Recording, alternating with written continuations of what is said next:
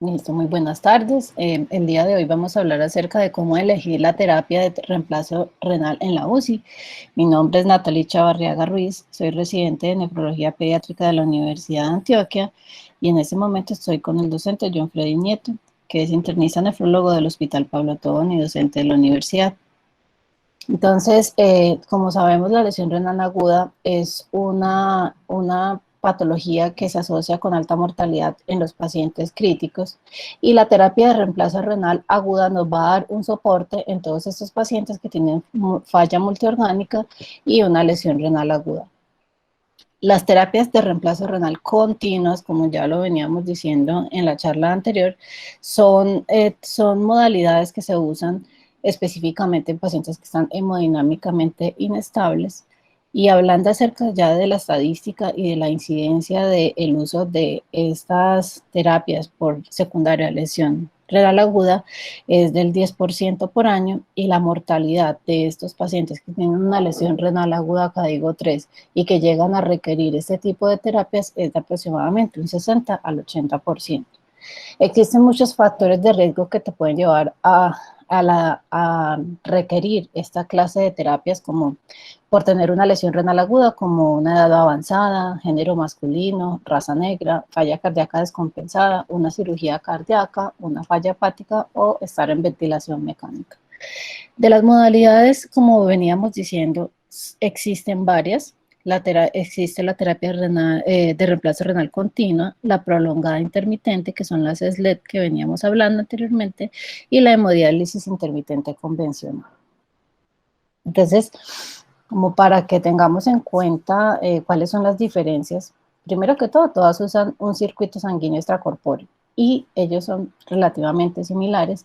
Lo único que va a cambiar va a ser la forma como va a ser el aclaramiento y la ultrafiltración de los solutos. Entonces, hablando específicamente primero de las continuas, ellas se van a dividir en, en la hemofiltración, en las que hacen solamente diálisis y en las que hacen las combinadas, que son la hemodiafiltración, que van a usar el mecanismo de la difusión y de la convección, usando en la hemodiálisis la difusión y en la filtración la convección. Las hemodiálisis intermitentes van a usar el mecanismo de la difusión y las prolongadas intermitentes pueden, básicamente la SLED es una modalidad que es difusiva, pero hay algunas que son combinadas con convección. Hablando de las diferencias de estas dos clases de modalidades como la SLED, que es la intermitente prolongada, y las continuas, es que las SLED van a ser de menor costo, mucho más fáciles de realizar, no van a requerir tanto personal que esté, todos tienen que estar entrenados, sin embargo no tienen que estar todo el tiempo cerca del paciente. Debemos tener también todo el equipo convencional, es normal que se usa en una hemodiálisis. La anticoagulación se puede hacer con heparina. Hay que hacer un intercambio de fluidos y tiene menos exposición a la anticoagulación. A diferencia de las terapias renales continuas que van a tener un mayor costo, van a ser mucho más difíciles de realizar y las enfermeras deben tener un entrenamiento exclusivo pues, en esta clase de terapias. El equipo es un poco más complejo. Se puede hacer la anticoagulación con heparina o con citrato, dependiendo de lo que tengas. El paciente debe tener hay que mirar la estabilidad hemodinámica del paciente, ya que pues, va a ser mejor tolerado en los pacientes que son, va a ser tolerado en pacientes que tienen un estado inestable. También son usadas en pacientes que tienen riesgo de tener edema cerebral, ya que son flujos mucho más lentos y van a tener un intercambio de líquido mucho más bajo a un largo periodo y van a evitar de que haya un empeoramiento del edema y van a tener un mayor riesgo de sangrado y de hipotermia por el uso de los anticoagulantes y la hipotermia pues porque va a tener un tiempo mucho más prolongado con los volúmenes sanguíneos por fuera del sistema corporal. Entonces, hablando de la selección de modalidad, las guías CADIGO, ellas hacen unas recomendaciones dependiendo de la estabilidad del paciente y en el entorno en que se encuentra. Entonces ellos van a recomendar que el uso continuo y de terapias intermitentes sea complementario a la terapia que se le hace normalmente a los pacientes que tienen lesión renal aguda. También sugieren que el uso de las terapias renales continuas sea preferible en los pacientes que tienen un estado inestable hemodinámico. Y también sugieren que el uso de terapias continuas en vez que las intermitentes en los pacientes que tengan lesión cerebral o que tengan alguna patología que aumente la presión intracraniana o que tengan un edema cerebral generalizado. Bueno, entonces, ¿cómo escogemos la modalidad? Como lo hemos venido diciendo todo este tiempo, y esto se hace mucho énfasis porque para poder nosotros entender qué es lo que necesita el paciente, tenemos que saber cómo trabajan todas estas modalidades. Ya hemos dicho varias veces que se usan por convección, ellas manejan la convección y la difusión, y dependiendo de lo que estemos buscando, si vamos a necesitar sacar solamente líquido o si queremos sacar solutos más líquido, y dependiendo del tipo de soluto que quiera sacar, si son moléculas que son de alto peso molecular o si son de mediano peso o de bajo peso, vamos a escoger el tipo de terapia que necesitamos.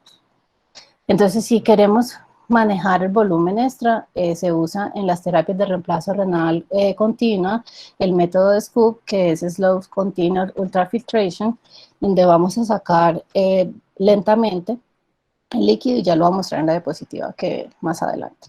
Hay otras modalidades que son para el aclaramiento de solutos y de volumen, que van a ser la hemodiálisis, la hemofiltración y la hemodiafiltración. Entonces acá podemos ver que esto también ya lo vimos en la charla previa, cómo se hace el intercambio de solutos y de líquido dependiendo de la modalidad que estemos usando. Entonces, este es el hemofiltro. Acá vemos que la sangre viene del paciente. Vamos a hablar específicamente primero de la hemodiálisis. Entonces, la sangre viene del paciente, pasa por el filtro, va a tener un ingreso del dializante, donde va a haber por gradiente osmótico un intercambio de moléculas, y posteriormente, al hacer difusión, va a pasar nuevamente, va a salir el líquido dializado por acá, este es el efluente, y después regresa al paciente la sangre.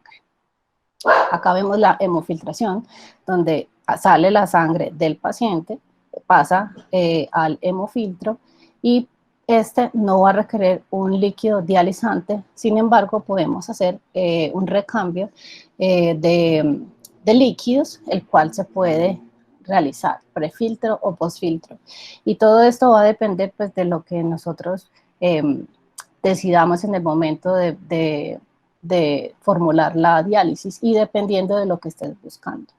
Normalmente cuando se va a hacer se pone líquido prefiltro, se dice de que tratas de que el hemofiltro no se coagule tan fácil como se podría coagular en el momento que nuevamente sale la sangre mucho más hemoconcentrada, en el momento de que no se le pasa el líquido prefiltro. Sin embargo, pues no se ha encontrado de que uno puede hacer puede hacerle mantenimiento a estos filtros haciéndole lavados, entonces no sería necesario estar poniéndole un líquido previo al ingreso de la sangre al hemofiltro. También puedes hacer la reposición post-filtro, que esa es una de las que más se usan, y en realidad pues esto es por preferencia de la persona que haga la prescripción. Y la hemodiafiltración, como lo dice, pues es una combinación de las dos que hemos hablado previamente, la cual va a ser el dializante, entra la sangre del paciente, se le ingresa el dializante, y adicionalmente también va a haber una reposición de líquidos, la cual también puede ser pre o post filtro. Y acá observamos cuáles son, cómo va a ser la terapia SCUF, que es la Slow Continuous Ultrafiltration. La sangre va a salir del paciente, va a pasar, por el filtro y va a ser solamente una salida de volumen de líquido sin sacar solutos del paciente y nuevamente la sangre va a retornar. Entonces va a eliminar agua plasmática en pacientes sin anormalidades de electrolitos significativos o ácido base. Acá vemos una gráfica un poquito que explica más lo que acabamos de decir. Entonces, la alta tasa de ultrafiltración a través de la membrana del hemofiltro semipermeable creada por un gradiente hidrostático y transporte de solutos ocurre por convección, hablando específicamente de la hemofiltración. Entonces, vemos que la sangre entra al filtro y por medio de la convección las moléculas van a pasar, van a ser ultrafiltradas y no solamente porque estamos hablando de convección y no se está poniendo un líquido dializable, no vamos a decir de que pues no va a haber una pequeña salida de líquido, sino que también vamos a hacer, fuera de que salen solutos, va a salir volumen. Bueno, entonces, ¿cuáles son las indicaciones para uno iniciar una terapia de reemplazo? Entonces, las más encontradas va a ser la sobrecarga de volumen, un paciente que esté oligúrico o anúrico o que tenga una diuresis menor de 400 cc, una diuresis inferior a las entradas que son obligatorias del paciente que está pues, crítico, hiperpotasemia más de 6,5 que sea refractaria, que tenga una acidosis por debajo de 7,1, un BUN mayor de 76, un aclaramiento de creatinina menor de 10 o una lesión renal aguda tras una cirugía cardíaca. Unas indicaciones que son encontradas menos frecuentes van a ser las intoxicaciones o sobredosis por fármacos, la encefalopatía y neuropatías urémicas y la disfunción plaquetaria urémica. Y las recomendaciones por CADIGO van a ser iniciar la terapia de reemplazo renal en forma de emergencia cuando existe cambios potencialmente letales en el balance de fluidos, de electrolitos y el equilibrio ácido-base. Considerarlo también en el contexto clínico amplio, la presencia de enfermedades que puedan ser modificadas con la terapia de reemplazo renal. Adicionalmente, igual lo que acabamos de decir, las anteriores, CADIGO también, si hay hiperpotasemia, si hay acidosis, si hay edema de pulmón, o sea, sobrecarga hídrica o alguna de las complicaciones urémicas como la pericarditis. Indicaciones que no son una emergencia, puede ser el control de solutos, la eliminación de fluidos y la corrección de ácido bases de electrolitos y como soporte renal, el control de volumen, la administración de fármacos, la nutrición, si el paciente pues está muy sobrecargado y requiere y es imposible hacer la nutrición por lo que ya tiene demasiado volumen, también se pueden usar para eso, y la modulación de solutos. Entonces, como veníamos diciendo, vamos a hablar un poquito de cada una, la sobrecarga de volumen. Vamos a usar esta clase de terapias cuando ya compromete la función orgánica y es refractaria a diurético. Las anormalidades ácido-bases, que ya dijimos que son acidosis que son graves y que sean refractarias, y la modalidad de preferencia va a ser la hemodiafiltración o la hemodiálisis. Las anormalidades electrolíticas graves como la hipercalemia refractaria, que ya después de haber hecho un tratamiento farmacológico no tuvo mejoría, la hemodiálisis intermitente es de preferencia ya que va a sacar mucho más rápido esta molécula. Y también cuando hay otros trastornos como la hiponatremia, la hipernatremia, la hiperfosfatemia, que podemos usar de preferencia las de terapia de reemplazo renales continuas. Y acá vemos un estudio donde ellos evaluaron el uso temprano de la hemofiltración para llevar a un paciente a un estado de euvolemia, y se encontró que la estancia hospitalaria, en el momento que se usaba de forma temprana este tipo de terapias, iba a disminuir la duración de la estancia en UCI, en hospitalización, la sobrevida, y la sobrevida a los 28 días era mucho mayor que los controles.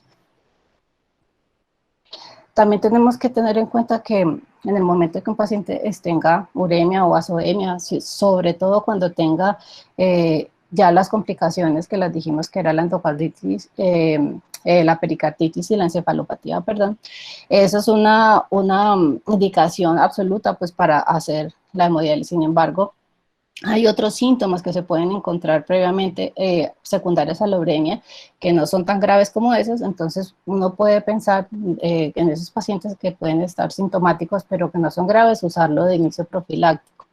Adicionalmente también lo podemos usar en la remoción de toxinas y medicamentos como alcohol, litio, salicilato, ácido valproico y metformina, y esta se puede usar la terapia de elección, puede ser la hemodiálisis intermitente. La hiperamonemia necesita la difusión y la convección y la podemos usar la hemodiálisis intermitente o la de terapia continua. Y acá observamos un estudio que se hizo donde se tomó un corte del boom de 146 donde midieron en diferentes, eso fue un metaanálisis donde evaluaron diferentes estudios y no encontraron que en iniciar la terapia de reemplazo renal por midiendo los niveles de boom iban a hacer alguna diferencia en la sobrevida del paciente a largo plazo. Entonces, podemos decir, bueno, yo tengo todas estas terapias, las intermitentes o la continua, entonces, ¿y por cuál me voy?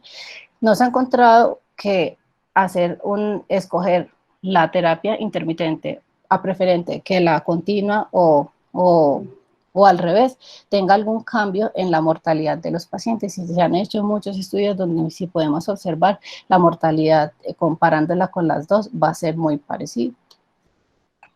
Bueno, el tiempo de inicio de la terapia. No hay un consenso que diga en el momento de que ya este paciente pues debemos empezarla, si lo vamos a hacer de manera temprana o se va a hacer de manera tardía. Entonces, ¿cuáles son los beneficios de empezarlo temprano? Esto va a mejorar el volumen del paciente, va a corregir toda la alteración ácido-base de electrolitos, va a controlar la azoemia, va a evitar la exposición innecesaria a diuréticos y la inmunomodulación y el aclaramiento de mediadores inflamatorios. Entonces, si lo vemos así, esto es, o sea, vamos a decir que sí, estos pacientes es mejor empezarle una terapia temprana para que mejoren y que pueden tener una sobrevida mejor, pero también tenemos que ver las complicaciones que tienen. Entonces, las partes vasculares, que pueden haber sangrados, infección, la hipotensión que se da intradialítica, que eso también puede empeorar la lesión renal, la anticoagulación que se requiere, la pérdida de micronutrientes y de oligoelementos que se hace por medio de la diálisis, el riesgo de aclaramiento de niveles terapéuticos de los fármacos que estemos usando en el momento, puede alterar también la recuperación de la función renal y el mayor uso de recursos y sobrecarga de trabajo del personal de salud. Y acá podemos ver otro estudio que se hizo, donde sí acá se encontró que había una mejoría o sea, que había una mayor mortalidad en los pacientes que se le empezaba de manera tardía la terapia de reemplazo renal versus los que se le empezaba de manera temprana. Sin embargo, en otros estudios que se han realizado y han sido múltiples, no se ha encontrado que haya una diferencia entre usarla de manera temprana o de manera tardía, no tiene ninguna repercusión significativa en la mortalidad. Acá también podemos ver que el uso de la terapia renal continua y la intermitente va a tener una mejor sobrevida cuando no tiene un cambio, una diferencia entre el uso de la terapia continua o de la intermitente, y pues no va a favor tampoco, sino que pues no tiene ningún cambio si se usa de manera alterna estas terapias. Entonces, la probabilidad de sobrevida y el tiempo de terapia de reemplazo renal, acá vemos que pues no hay ninguna alteración en la sobrevida entre usarlo temprana o tardía, pero el uso temprano se ha relacionado con que estos pacientes tengan a largo plazo menor uso de terapia renal si se vuelven, si tienen una enfermedad renal crónica. Entonces, esto es un algoritmo que encontré donde podemos, con lo que podemos nosotros llegar a decir cuáles son las terapias que vamos a escoger dependiendo del estado del paciente. Entonces, hacemos el diagnóstico de que la persona tiene una lesión renal aguda. Vemos cuáles son las complicaciones que tiene, por ejemplo, la hiperpotasemia, una acidosis refractaria, intoxicaciones. Entonces, si decimos que sí tiene todas estas complicaciones, miramos viendo el consentimiento informado del paciente, vemos cuál es el estado hemodinámico del paciente, si está hemodinámicamente inestable, si tiene aumento de la presión intracraniana, si hay edema cerebral o si hay algunos factores específicos que limitan la disponibilidad de la terapia de reemplazo renal. Entonces vemos si esos pacientes, si el paciente tiene inestabilidad y todo lo que acabamos de decir, deberíamos irnos por una terapia renal, una terapia de reemplazo renal continuo. Si el paciente en el momento en que lo evaluamos no encontramos que tenga pues todas las complicaciones que lo puedan llevar a una manera inmediata a hacerle una terapia de reemplazo renal, pues vamos a hacer toda la parte medicamentosa o farmacológica para tratar de mejorar el estado hemodinámico del paciente.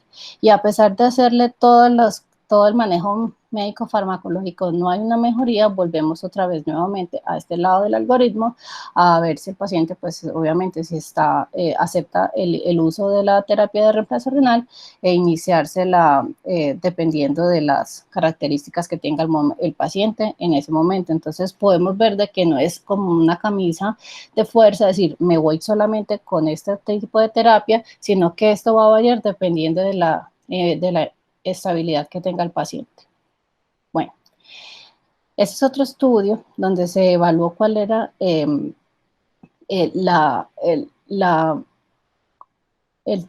cómo se removían los solutos en la terapia renal continua en los pacientes que estaban críticos. Evaluaron la convección versus la difusión dependiendo de las terapias. Entonces fue un estudio prospectivo cruzado en una cohorte de pacientes críticos donde ellos comparaban el aclaramiento de solutos de peso molecular pequeño, o sea, la urea y la creatinina, y las de tamaño medio, como la beta-2 microglobulina, y evaluaron cómo fue la vida útil también del filtro. Entonces ellos observaron a los pacientes que estaban en hemofiltración y en hemodiálisis, perdón, y en hemofiltración, con una prescripción de una terapia renal continua de 35 cc kilo hora. Y acá podemos observar que las moléculas que eran de tamaño pequeño no había ninguna diferencia en el momento del aclaramiento pues, de estas moléculas. Sin embargo, en las que tenían un tamaño mayor, de mediano, iban a salir mucho más en el modo de convección, o sea, en la hemofiltración. Adicionalmente se encontró de que la vida media del filtro fue más larga en la hemodiálisis a diferencia que en la hemofiltración. Entonces ellos evaluaron que la hemofiltración, al igual que la hemodiálisis, era equivalente para el paso de pequeñas moléculas. La hemofiltración es mejor que la hemodiálisis para las moléculas medianas y la vida media del filtro era mayor en la hemodiafiltración que en la hemodiálisis que en la hemofiltración. Entonces, en conclusión, podemos decir que no hay una terapia de reemplazo ideal para todos los pacientes con lesión renal aguda, siempre hay que hacerse una evaluación del paciente y mirar cuál es la enfermedad de base en el momento de escoger la terapia de reemplazo renal. La terapia intermitente o la continua son modalidades que pueden usarse en la mayoría de los pacientes con lesión renal aguda, considerando que hay unas situaciones que son particulares y que se deben tener en cuenta el beneficio que tenga una terapia de reemplazo renal continua. Muchas gracias.